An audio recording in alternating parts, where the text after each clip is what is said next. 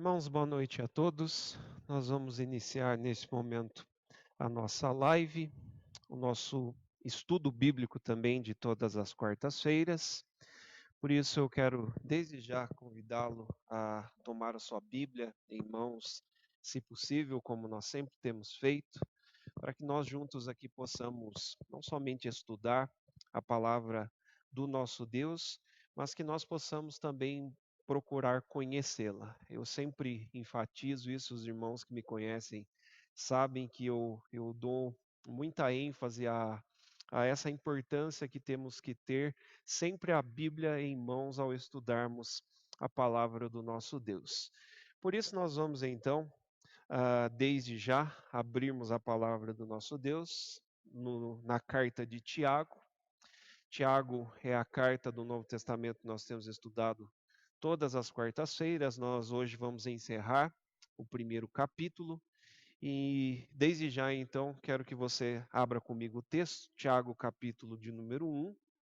O versículo de hoje é o versículo 26 e 27, a parte final do capítulo 1.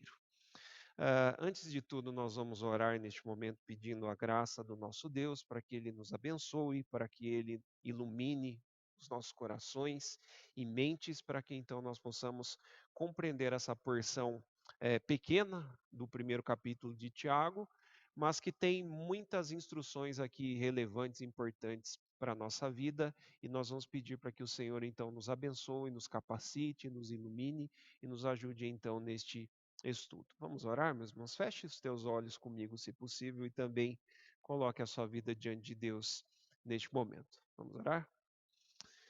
Senhor, Pai Santo, ó Deus eterno, antes de tudo, Senhor, nós nos achegamos a Ti com nosso coração, com gratidão, ó Pai, cheios de alegria, por tudo que o Senhor tem proporcionado, ó Pai, para cada um de nós. As bênçãos espirituais, por causa do cuidado que recebemos do Senhor, por causa da Tua graça providente que nos mantém, que nos fortalece, que nos ajuda em todos os tempos, Senhor. Muito obrigado, Senhor, também, porque não somente temos recebido da parte do Senhor bênçãos espirituais, mas o Senhor também é um Deus providente, que cuida das nossas vidas, que nos dá tudo o que é necessário para que nós possamos viver. Obrigado, Senhor, porque mesmo em tempos de pandemia, o Senhor cuidou, ó Pai, da vida de cada um de nós. Nós, ó Pai, estamos com saúde, ó Deus, e mesmo que ainda tendo uma parcela de sofrimento, Senhor, durante toda esta situação, nós compreendemos diante de tudo aquilo, ó Pai, que já pudemos observar da Tua palavra, que até mesmo essas situações, ó Pai, inusitadas que acontecem conosco, elas são para o nosso crescimento e para o amadurecimento da nossa fé. Por isso nós louvamos ao Senhor, Pai. Abençoa a vida de cada um dos meus irmãos que junto conosco está assistindo essa live, aos irmãos da nossa igreja, das demais igrejas que também porventura participarão conosco deste momento. Que o Senhor os abençoe, que todos nós possamos ser alimentados, edificados por meio da tua palavra. É o que nós pedimos e oramos a ti em nome de Cristo Jesus, o nosso Senhor. Amém. Vamos para o texto então, meus irmãos. Tiago, capítulo 1, versículo 26 e 27. Eu vou fazer a leitura do texto, apenas ou ouça a leitura ou também observe em sua Bíblia o texto. Diz assim a palavra do nosso Deus. Tiago 1, a partir do 26. Se alguém supõe ser religioso, deixando de refrear a língua, antes enganando o próprio coração, a sua religião é vã. A religião pura e sem mácula para com o nosso Deus e Pai é esta: visitar os órfãos e as viúvas nas suas tribulações e a si mesmo guardar-se incontaminado do mundo. Até aqui, então, a leitura inicial do nosso texto, meus irmãos. Nós vamos dar sequência aqui àquilo que nós temos visto no capítulo 1 da carta de Tiago, e como nós sempre lembramos em cada estudo, Tiago escreve esse propósito de escrever uma carta. Tiago tem esse propósito ao escrever esta carta, de fazer uma carta, produzir uma carta que seja relevante para aquilo que ele chama no primeiro capítulo de 12 tribos, que são os irmãos que foram espalhados por grande perseguição para com os judeus, principalmente naqueles dias. Mas essa carta ela tem uma relevância para estes, primeiramente, o que também serve para nós que hoje a ouvimos, como uma carta muito prática. O assunto desta carta que Tiago escreve é um assunto muito prático. Tiago vai tocar aqui em assuntos muito particulares de toda a vida cristã, e dentre eles, hoje nós vamos perceber um que é extremamente importante e muito relevante para todos nós. Qual é a verdadeira religião? Será que existe uma religião verdadeira que a Bíblia assim a descreve? É esse o ponto que nós iremos tratar hoje, então. Dentre esses assuntos práticos, Tiago quer nos mostrar também que há uma forma de nós enxergarmos se nós estamos vivendo de fato a verdadeira religião, se de fato nós estamos experimentando nas nossas práticas, nas nossas virtudes cristãs, a verdadeira religião. Nós já observamos no último estudo aqui que tivemos, dos versículos de número 19 até o versículo de número 25, Tiago exortando o seu público a se tornarem não somente ouvintes da palavra, mas, acima de tudo, se tornarem também praticantes, porque é justamente a prática junto ao conhecimento que revelará se de fato eles estão caminhando, vivendo a verdadeira religião. Essa foi a proposta, então, de Tiago nesses versículos que são para nós aqui o contexto próximo anterior. Tiago já os havia corrigido aqui sobre a questão de não somente ouvir a palavra, mas se tornar praticante, porque Tiago, então, usou aqui uma metáfora que apareceu ali no versículo de número 23 e 24, de alguém que simplesmente olha para um espelho e que se contempla momentaneamente, mas que se esquece como é de fato a sua verdadeira face, o seu verdadeiro ser. Lembremos-nos aqui, meus irmãos, que o princípio por detrás dessas palavras é um princípio espiritual.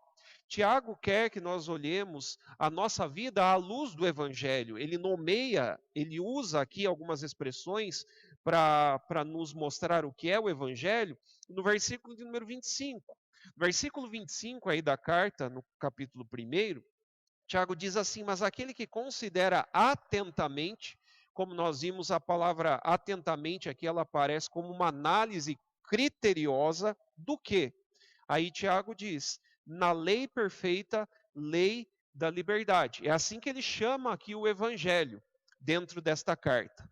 E ele chama não somente ao conhecimento, a uma análise bem perscrutadora, se assim eu posso dizer, porque é essa de fato a intenção dessa palavra usada aqui por Tiago, uma análise minuciosa do evangelho, para que através dessa análise minuciosa nós nos tornemos perseverantes e não ouvintes negligentes, mas operosos na prática. E isto acontecendo, então Tiago traz aqui para nós uma bem-aventurança, ou seja, aquele que assim perseverar terá sempre prosperidade de vida. E é claro que, como nós vimos, a prosperidade que Tiago faz menção, aqui a bem-aventurança, diz respeito a uma bem-aventurança, uma prosperidade espiritual. Deus sempre irá abençoar o caminho do justo, irá lhe conferir bênçãos espirituais em seu ser, para que ele continue a prosseguir, a progredir no caminho da fé, no caminho da prática do evangelho. Então é por isso que Tiago, de uma forma muito natural, e como eu disse, o assunto da praticidade aqui aparece constantemente dentro da carta.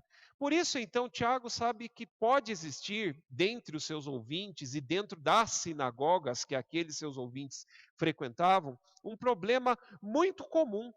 Pessoas que, ao seu próprio ver, acreditavam que elas eram religiosas.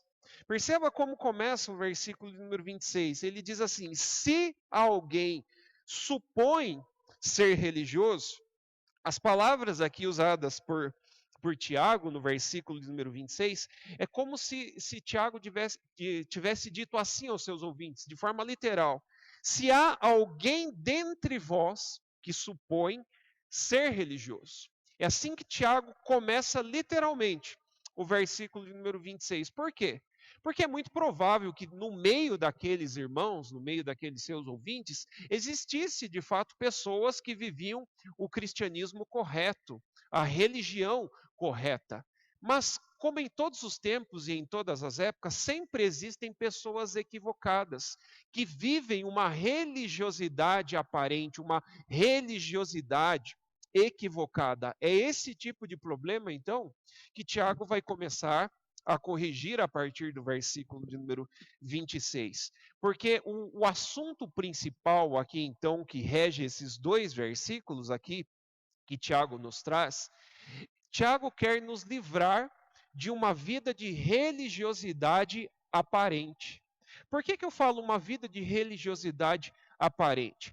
Primeiro, nós nos lembramos, meus irmãos, que muito do que Tiago já tem nos mostrado nesse capítulo primeiro, e ele vai fazer uso também durante o decorrer de toda essa carta, nós temos aqui como pano de fundo todo o ensino, toda a ética do Senhor Jesus ensinados no chamado Sermão do Monte, os capítulos 5, 6 e 7 do Evangelho de Mateus. Esse é o pano de fundo por trás de muitos aqui dos ensinos de Tiago nesse primeiro capítulo. E não diferente, aqui no versículo 26 e 27, Tiago novamente resgata um conceito ensinado pelo Senhor Jesus. Jesus está combatendo, no capítulo de número 5, 6 e 7 do Sermão do Monte, uma religiosidade de aparente. Naquele momento pontual dos capítulos 5, 6 e 7 do Evangelho de Mateus, a religião aparente dos escribas e fariseus.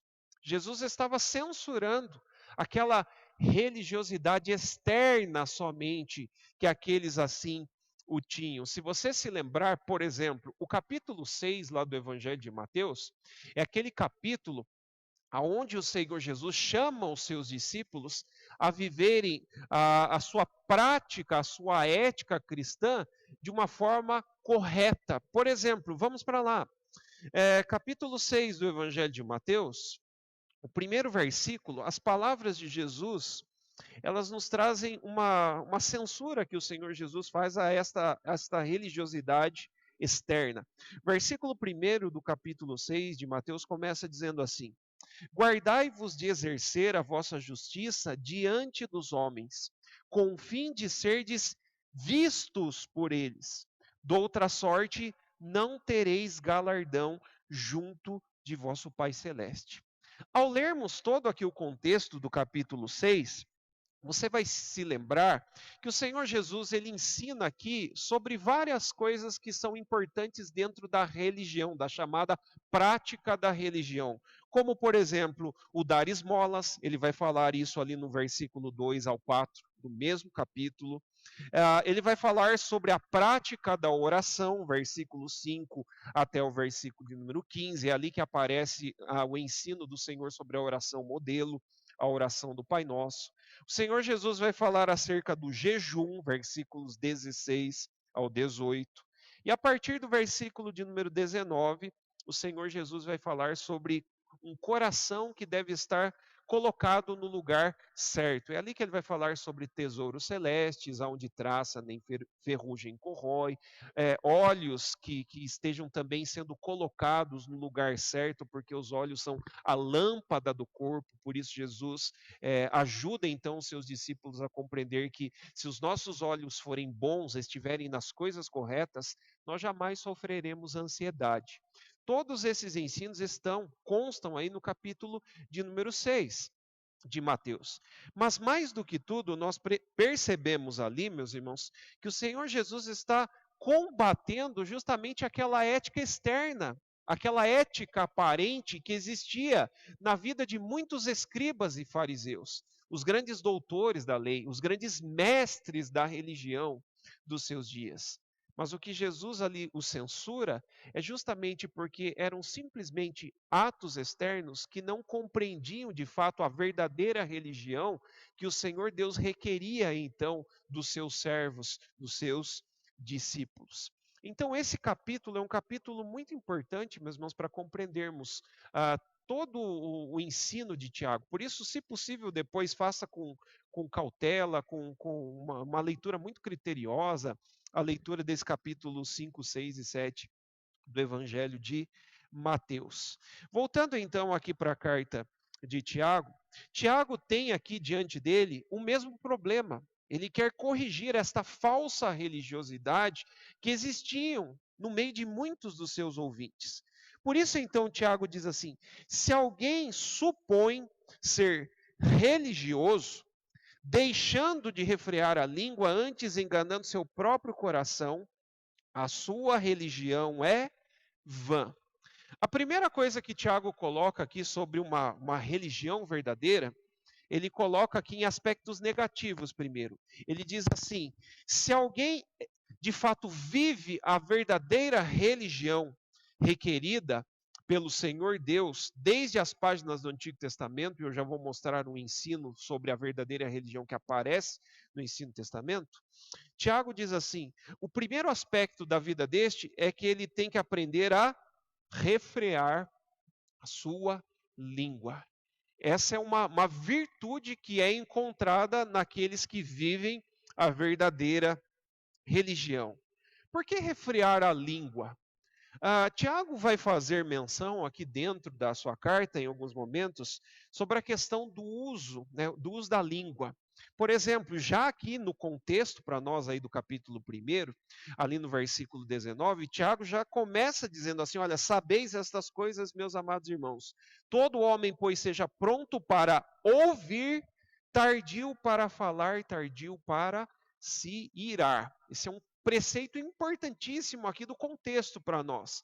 Tiago quer que nós aprendamos a ouvir, acima de tudo, a palavra da verdade, o Evangelho. É o Evangelho que vai nortear as nossas práticas, as nossas virtudes como cristão. Não somente aqui, Tiago fala sobre o dever de refrearmos a língua, o dever de tomarmos aqui como se fosse um cabresto para refrearmos, porque a figura e a imagem usada para essa palavra refrear é a mesma que aparece lá no Salmo 32, versículo número 9, né, quando Davi diz assim: olha, que nós não devemos ser tolos como o cavalo ou a mula, que precisam de cabresto para poder ser refreado, ser controlado. A palavra usada aqui por Tiago, no que diz respeito ao refrear a língua, também é essa: é exercer domínio sobre a língua, exercer controle sobre ela. Por quê? Porque se a nossa língua não é dominada, ela não é controlada para que se viva então de fato as virtudes corretas do Evangelho, nós teremos muitos problemas. Um dos capítulos mais conhecidos aqui dentro da carta de Tiago é o capítulo 3, aonde nós vamos ainda chegar, mas eu já quero mostrar algumas coisas importantes sobre esse capítulo. No capítulo de número 3, versículo 1 e 2, Tiago começa dizendo assim: meus irmãos, não vos torneis muitos de vós mestres, sabendo que havemos de receber maior juízo. Porque todos tropeçamos em muitas coisas. Se alguém não tropeça no falar, é perfeito varão, capaz de refrear também todo o corpo. A expressão usada por Tiago aqui no versículo 2 do capítulo 3, quando ele diz: se alguém não tropeça no falar, é o mesmo preceito. Tiago está dizendo assim: a verdadeira religião, ela se condiz, ela condiz em saber refrear o falar, em saber refrear a nossa língua. Por quê? Porque da mesma língua que pode proferir louvores a Deus, que pode proferir uma verdadeira adoração a Deus, o que esta língua, esta mesma língua pode fazer? Então ele explica, lá no versículo de número 8, ele diz assim: a língua, porém, nenhum dos homens é capaz de domar, é mal incontido, carregado de veneno mortífero. Com ela bendizemos, ou seja, uma expressão aqui de cunho de adoração, né, usada no templo, que tem a ver com a parte ritual que acontecia no templo em Israel. Com a língua bendizemos ao Senhor e Pai, também com ela amaldiçoamos os homens feitos à semelhança de Deus. Esse é um problema do não refrear a língua. Ao mesmo tempo em que a língua pode ser usada para proferir louvores a Deus e assim prestar uma verdadeira adoração ao Senhor, ao mesmo tempo, quando não refreada pelas práticas, pelo conhecimento das virtudes do Evangelho em nossa vida, esta mesma língua pode ser usada para as coisas mais terríveis que esse mundo pode apresentar, como, por exemplo, mentira, são do proferir da língua que muitas vezes vem a questão dos juramentos falsos. Tiago vai falar disso lá no capítulo de número 4. Ele vai resgatar aquele princípio dos juramentos ensinados por Jesus lá no capítulo 5 do Evangelho de Mateus. Por isso, então, o primeiro dever de alguém que vive a verdadeira religião é justamente aprender a refrear a língua, ter controle, participar da, da adoração, do serviço ao Senhor, mas acima de tudo, aprendendo mais a ouvir e assim se controlando naquilo que fala, naquilo que profere, porque você sabe que, segundo o próprio ensino do Evangelho, a boca fala daquilo que está cheio o coração. Isso é o que Jesus fala ao ensinar-nos sobre o coração. É por isso que ele diz assim, ainda na continuidade do texto: se alguém supõe ser religioso, deixando de refrear a língua, antes enganando o próprio coração.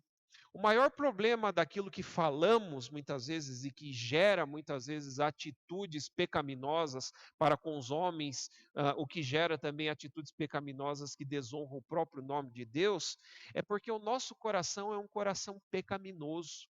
Há muitos ensinos do Antigo Testamento que nos mostram o cuidado que deve ser tomado com o coração. Nós já fizemos menção em alguns momentos aqui em outros estudos sobre, por exemplo, textos do livro de Provérbios, onde nós somos instruídos a guardarmos o nosso coração, porque é dele que procedem as fontes da vida. O próprio profeta Jeremias, lá no capítulo 17 do seu livro, versículo 9, ele diz: olha, muito cuidado, maldito é o homem que confia no homem. Por quê? Ele diz então: enganoso é o coração, desesperadamente corrupto, quem o conhecerá? Esse é um problema terrível que nós temos em lidar com o nosso coração. Enganando ao próprio coração, a ideia de Tiago aqui é que muitos dos seus ouvintes criaram dentro de si uma religião aparente, de tal forma que, aos seus olhos, enganando a si mesmos, eles pensavam que, na verdade, estavam agradando a Deus, quando o seu culto, a sua religião, era uma coisa detestável a Deus. O nosso coração é extremamente enganoso, meus irmãos. O preceito aqui de Tiago, o ensino de Tiago, nos mostra que dentro, muitas vezes, dos nossos ajuntamentos, existem muitas pessoas que estão equivocadas acerca de si mesmas, que pensam que porque frequentam a igreja, porque fazem parte de momentos solenes dentro do culto público, como é o participar da Santa Ceia, participar, tomar dos elementos da ceia, participar em muitas vezes de momentos e atos como jejuns que acontecem dentro dos nossos ajuntamentos e tantas outras práticas espirituais, quando na verdade esses atos externos não revelam de fato que há em nós uma verdadeira religião, que há uma expressão de fato da verdadeira religião. É por isso que Tiago diz: estão enganando a si mesmo, enganando o próprio coração. Aí Tiago complementa dizendo: a sua religião é vã. Aqui há dois aspectos, meus irmãos, sobre essa última expressão aí do versículo 26. Quando o Tiago diz assim: a sua religião é vã, é muito provável aqui que por trás destes dois versículos que nós temos no ensino de Tiago, há um capítulo aqui que é muito precioso para compreendermos aqui estas palavras de Tiago. Você vai compreender por que melhor quando a gente chegar ali no versículo 27. Mas lá no livro do profeta Isaías, capítulo 1, nós temos um dos capítulos mais duros da Escritura Sagrada, O livro do profeta Isaías começa com uma exortação muito severa da parte do profeta para com a nação de Judá por causa da sua prática religiosa. Você pode ler depois com mais paciência capítulo 1, lá do livro de Isaías, onde Isaías exorta a nação de Judá, porque Deus estava desprezando o culto que acontecia no templo, porque o ajuntamento solene daqueles israelitas estava causando náuseas em Deus. Essa é a descrição aqui que eu estou parafraseando, segundo aquilo que Isaías escreve lá. O versículo 12, por exemplo, lá do capítulo 1 de Isaías, diz assim: olha, quem vos somente requereu o pisardes dos meus átrios? É como se Isaías dissesse assim à nação de Judá, ao povo de Judá que ia até o templo em Israel para adoração. Deus dizendo a estes: é melhor que vocês não venham aqui, porque as suas mãos estão cheias de sangue. Quando eu olho para os sacrifícios que são oferecidos dentro do templo, eu só vejo sacrifícios sendo colocados sem motivações corretas, sem coração, sem virtudes, sem uma ética certa por detrás de todos esses sacrifícios. Isso é o que acontecia lá dentro do templo em Israel, em Jerusalém. Era esse o tipo de culto, era esse o tipo de religião aparente que existia nos dias em que Isaías profetizou. É por isso que na sequência do texto, Isaías diz assim: olha, o que adianta vocês guardarem festas, festa da lua nova, guardarem tantos tempos e estações estabelecidas, requeridas pela lei, quando na verdade a vida de vocês não condiz com aquilo que vocês apresentam no templo? Ou seja, simples ritual, simples religião aparente. É um dos capítulos, meus irmãos, sem dúvida, que nos faz repensar acerca do nosso culto. De forma muito semelhante, até porque o contexto é um contexto muito próximo, o profeta Malaquias também corrige a nação de Israel nos seus dias, no seu tempo, sobre a mesma questão. Um culto oferecido a Deus de qualquer forma. Aqueles homens dos dias de Malaquias estavam oferecendo no templo qualquer tipo de porcaria para Deus. Eles colocavam qualquer tipo de animal defeituoso e ofereciam ao Senhor. Uma religião que causava, me perdoem a expressão, mas é aquilo que Apocalipse diz, causavam ânsia em Deus, causavam náuseas em Deus ao olhar esse tipo de religiosidade. Por detrás disso, então, nós vemos este problema, uma ética somente externa no coração de muitos israelitas. Por outro lado, quando Tiago diz assim, a sua religião é vã, a palavra vã, ela aparece algumas outras vezes no Novo Testamento como algo que dá a ideia de algo equivocado. Por exemplo, o apóstolo Paulo usa essa mesma expressão, vã, no capítulo 3 da primeira carta aos Coríntios, ao falar que os pensamentos dos ímpios são pensamentos vãos. É isso que Paulo fala àqueles irmãos da igreja de Corinto. Por quê? Porque a sabedoria que Paulo está ensinando lá é a sabedoria revelada na cruz. E a sabedoria que vem fora do conhecimento que temos de Cristo? Aí Paulo usa esta palavra, vã, ela é uma sabedoria equivocada, ela é uma sabedoria errônea. Então, por trás desse ensino de Tiago aqui, a intenção dele é justamente esta: mostrar que aquele que não sonda o seu coração por meio do evangelho da forma correta e que compreende que, acima de tudo, ele tem que aprender a refrear, a dominar a sua própria língua, porque é dela que vêm as mentiras, é dela que vêm os enganos, é dela que vêm os perjúrios, é dela que vem todo e qualquer tipo de pecado que está no coração, no equívoco interno de uma religião equivocada. Então a sua conclusão é óbvia, nós ainda não conhecemos de fato o que é a verdadeira religião. É por isso então que Tiago passa para o versículo de número 27, e ele vem então a nos mostrar o que é de fato a religião requerida por Deus. E ele já começa nos dizendo assim, a religião pura e sem mácula. E eu quero destacar aqui, meus irmãos, que Tiago aqui não está dando uma definição, né, uma definição delongada aqui sobre o que é a religião bíblica. Ele, ele vai aqui, de uma forma resumida, trazer para nós o que de fato significa essa verdadeira prática da religião para com Deus. Mas aqui a ideia de Tiago que ele traz por trás dessa primeira expressão, a religião pura e sem mácula, ela define acima de tudo o que é a prática do evangelho. O evangelho se resume em uma prática somente: amar a Deus sobre todas as coisas e ao próximo como a ti mesmo. Esse é o resumo de toda a lei. Todo aquele que compreendeu o evangelho na sua essência, compreende que toda a nossa vida é uma vida de verdadeira adoração, de verdadeira prestação de serviço e culto a Deus, que se revela também nas práticas horizontais, ou seja, de uns para com os outros. É por isso que ele chama a religião de uma religião pura e sem mácula. Primeiramente, ele mostra aqui o aspecto positivo. Essa religião, ela não é uma religião contaminada. Por isso, ela não tem mácula, ela não tem manchas, ela não tem qualquer tipo de corrupção. E ela é, então, segundo Tiago, ainda aí no versículo 27, uma religião pura e sem mácula para com o nosso Deus e Pai.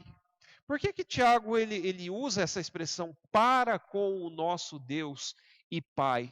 Porque a nossa religião, as práticas, as virtudes que nós realizamos no meio dos homens e neste mundo, todas elas são feitas na presença de Deus. A vida do cristão é uma vida corandeu, né? É uma expressão usada no passado pelos teólogos, principalmente os teólogos da Reforma, para dizer que tudo que nós fazemos na presença de Deus, diante da face de Deus.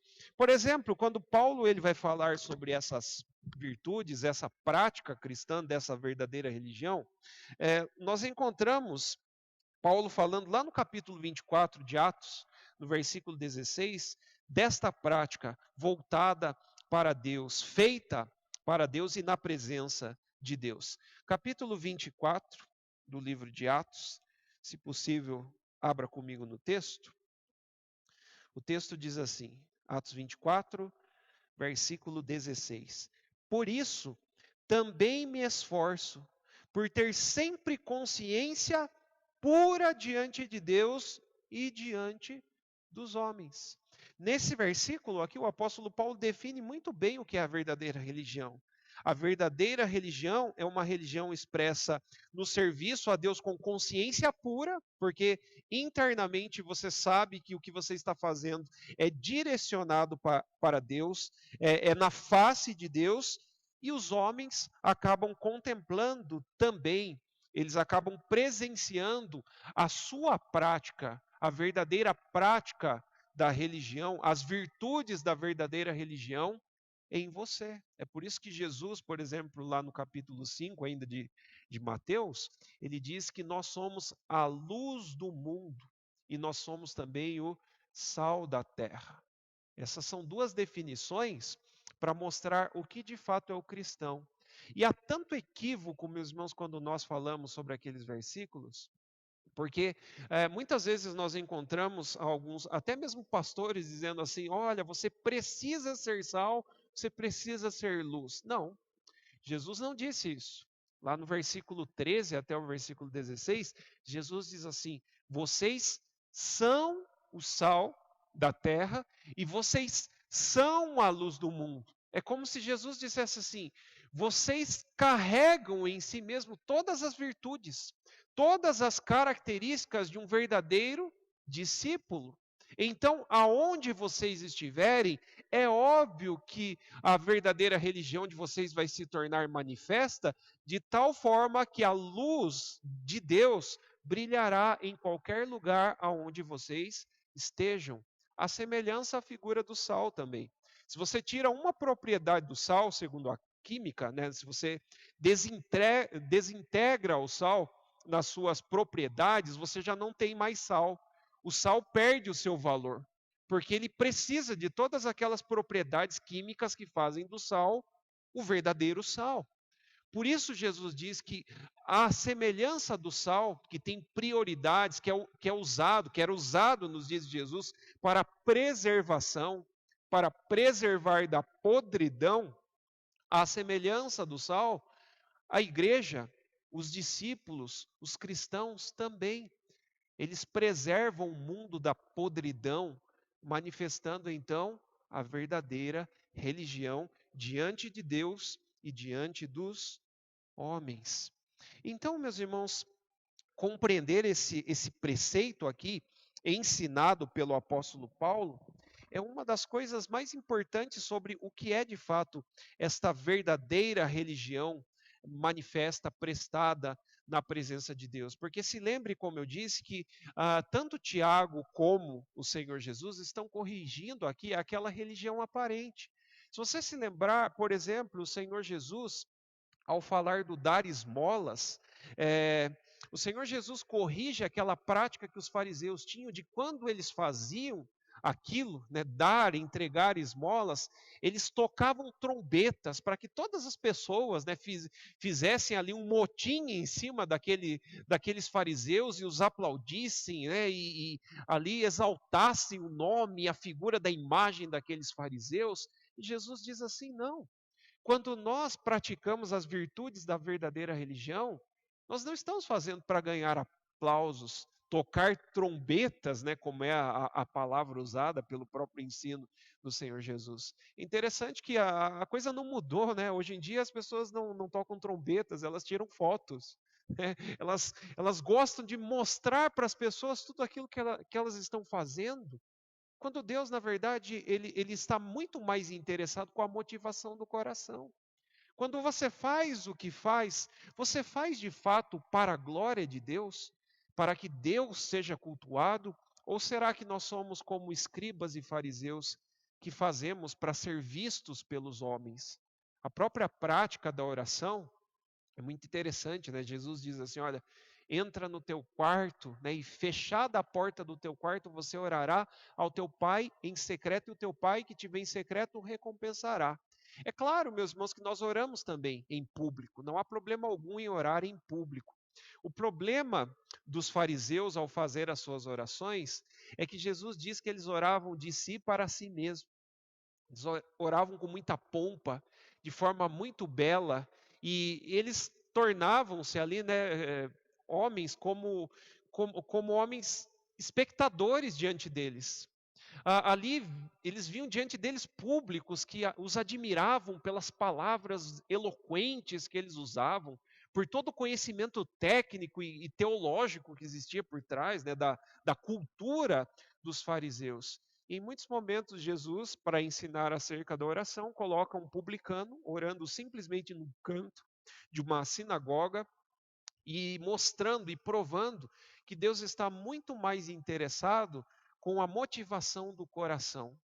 Há algum tempo atrás, e os irmãos que já me ouviram falar disso vão se recordar, às vezes eu fico preocupado na seguinte questão: quando um pastor pede para alguém orar, meus irmãos, não há qualquer tipo de vergonha que nós possamos ter para fazermos uma oração.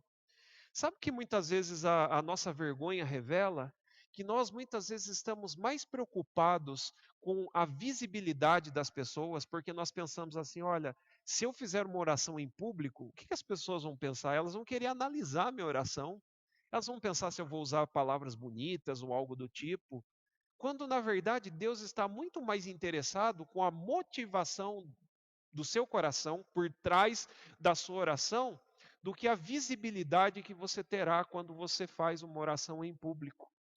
Vocês percebem?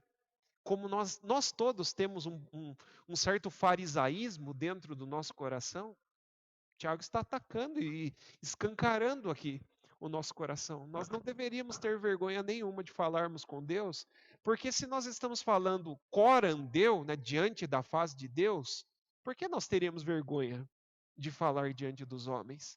Quando você entra no teu quarto e você fecha a porta e você ora ao teu pai em secreto, você não fala abertamente com ele?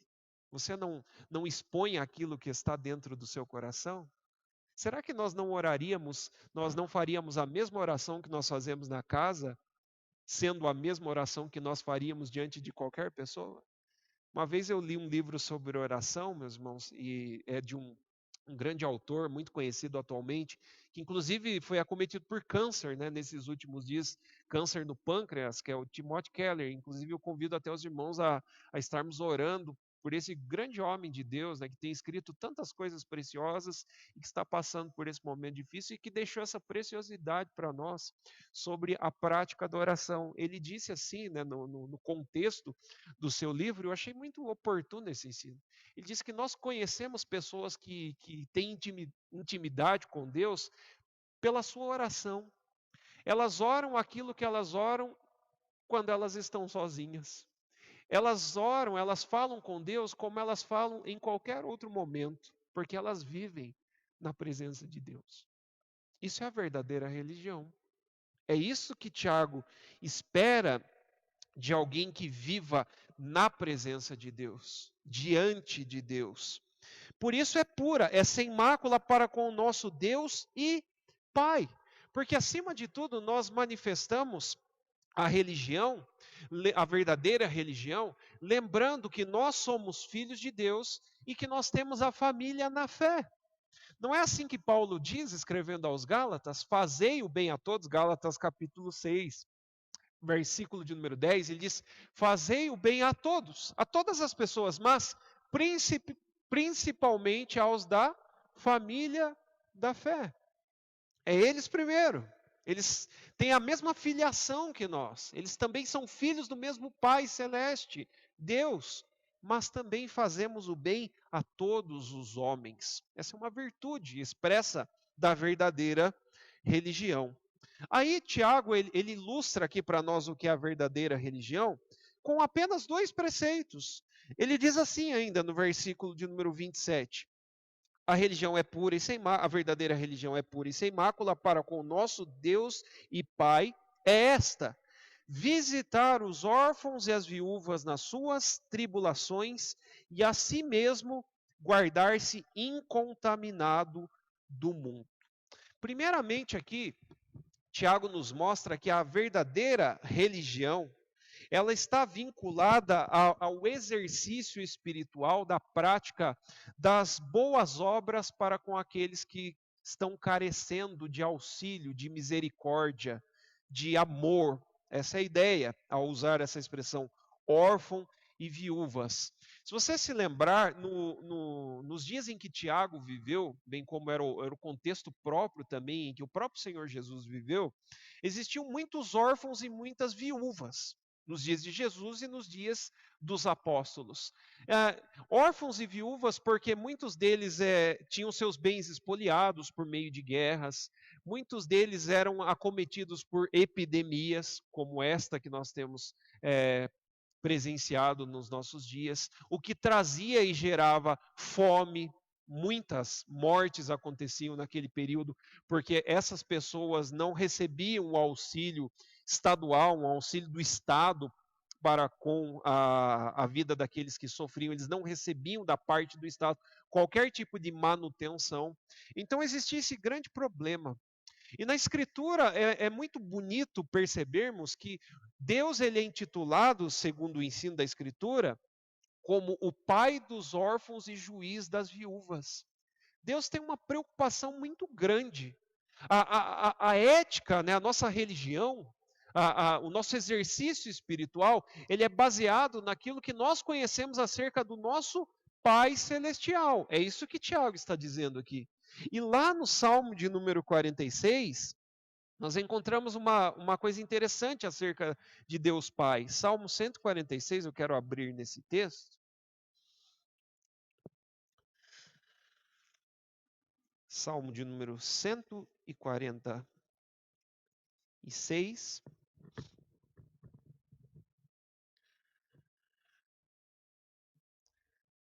Versículo de número 9 diz assim: O Senhor guarda o peregrino, ampara o órfão e a viúva, porém transtorna o caminho dos ímpios. É assim que o salmista, no Salmo de número 46, que é um salmo que nós não temos aqui o conhecimento de quem é o seu autor, mas ele define aqui Deus como alguém que tem uma grande preocupação pelos órfãos e pelas viúvas. É aquele que traz à tona a necessidade do amparo que estes devem ter por parte do cristão, do verdadeiro discípulo de Cristo, porque ele busca viver em consonância com aquilo que ele conhece acerca do seu Pai. É muito importante essa expressão também, meus irmãos, porque isso aqui define para nós aquilo que o próprio Deus requeria daquela nação ímpia de Judá que foi censurada por meio do ensino do profeta Isaías. Por exemplo, lá no capítulo 1 também, de Isaías, capítulo de número 1, nós percebemos uma exortação interessante que Isaías faz no versículo de número 16 e 17, que tem muito a ver com o contexto aqui deste trecho do capítulo 1 de Tiago. Isaías 1, versículo 16 e 17 diz assim: Lavai-vos, purificai-vos, tirai a maldade de vossos atos diante dos meus olhos, cessai de fazer o mal, aprendei a fazer o bem, atendei à justiça, repreendei ao opressor, defendei o direito do órfão, pleiteai a causa das viúvas. Essa era a ética que Deus esperava daqueles que frequentavam o templo em Jerusalém. No contexto anterior, como nós vimos aqui, o Senhor estava absolutamente indignado com o que ele presenciava no culto público que acontecia em Israel. A falsa religiosidade que imperava no coração de muitos daqueles que adentravam dentro do templo. Suas mãos eram manchadas de sangue, aquelas pessoas estavam cheias de pecado, não havia qualquer tipo de mudança interna em seus corações, elas ainda continuavam vivendo nos seus maus hábitos, praticando a violência, praticando a injustiça. Por isso, então, Isaías resgata as virtudes que Deus requeria, então, daqueles que estavam prestando o culto, prestando a adoração, prestando o serviço ao Senhor. Acima de tudo, o Senhor os convida, os convoca à prática da justiça, ao exercício da misericórdia, ao exercício da verdadeira justiça, tanto para com órfãos como para com as viúvas em suas tribulações. É claro, meus irmãos, que esse preceito aqui, ele vai ser ensinado por boa parte do Novo Testamento. Como nós já vimos, o próprio apóstolo Paulo, ele recebe ali das próprias palavras de Tiago, que era aquele que estava à frente da igreja em Jerusalém, segundo a descrição lá de Atos, capítulo 15. O apóstolo Paulo recebe de Tiago a informação de que, acima de tudo, Paulo tinha que cuidar das viúvas, dos órfãos que existiam dentro das igrejas. E de tal forma o apóstolo Paulo aprendeu esse preceito da verdadeira religião, que ele também ensinou ao jovem pastor Timóteo. Lá na primeira carta de Timóteo, capítulo 5, ali nós vemos o apóstolo Paulo informando, ensinando, instruindo o jovem pastor Timóteo para que ele também tenha cuidado com as viúvas, para que ele as honre, para que ele exerça ali dentro da igreja um cuidado pastoral com as mesmas, porque Deus zela, acima de tudo, pela vida destes, pela vida dos órfãos, pela vida das viúvas. E por último ainda, meus irmãos, dentro desse preceito, nós percebemos que quando nós fazemos isto, essa expressão de misericórdia para com órfãos, para com viúvas, para com pessoas que sofrem injustiça neste mundo, nós estamos fazendo como se estivéssemos fazendo para o próprio Jesus. O capítulo 25 lá do Evangelho de Mateus é aquele capítulo onde o Senhor Jesus, ele diz assim, olha, quando vocês me viram nu e não me vestiram, vocês perceberam que eu necessitava, que eu carecia. Aonde estavam vocês? Quando eu estive preso, vocês não foram me visitar. Quando eu padeci todas as necessidades, né, todo o escárnio humano, de quem eu vou receber auxílio? Aquela descrição, né, feita ali por Jesus no capítulo 25 de Mateus, descreve tudo o que iria acontecer com ele. A partir do momento em que ele fosse para a cruz, ele seria abandonado por seus amigos, ele seria aprisionado, ele passaria por momentos ali terríveis de angústia. E ao mesmo momento em que o Senhor ele mostra tudo o que iria acontecer com a sua própria vida, ele diz que quando nós exercemos cuidado para com aqueles que sofrem, nós estamos manifestando o amor que nós teríamos pelo próprio Cristo, que sofreu por todas essas coisas, que sofreu todas estas coisas. Isso é a misericórdia requerida por aqueles que praticam a verdadeira religião. E por último, meus irmãos, ainda no versículo 27, Tiago diz assim que nós não somente auxiliamos com misericórdia os órfãos e as viúvas que representam aqui para nós todos aqueles que carecem da manifestação da misericórdia e do amor, da virtude da prática do amor neste mundo, mas também, Tiago diz assim, e a si mesmo guardar-nos incontaminados do mundo. Ao mesmo tempo em que nós temos que se envolver com as pessoas, Tiago diz que nós não podemos nos envolver de tal forma que nós também venhamos então a aderir os seus ideais. Nós podemos, meus irmãos, combater a injustiça no mundo, tratar de uma forma correta para com todas as injustiças que acontecem no mundo. Esse é um papel, é uma virtude cristã. Mas Tiago corrige ao mesmo tempo um problema.